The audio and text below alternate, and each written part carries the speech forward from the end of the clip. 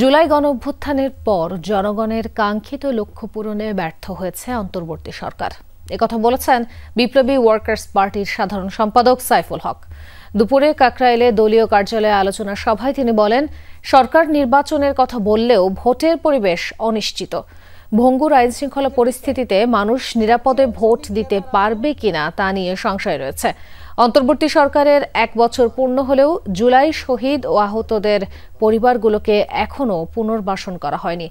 জীবন মৃত্যুর মাঝে থাকা কয়েকজন উপযুক্ত চিকিৎসা পাচ্ছে না বলে দাবি করেন সাইফুল হক।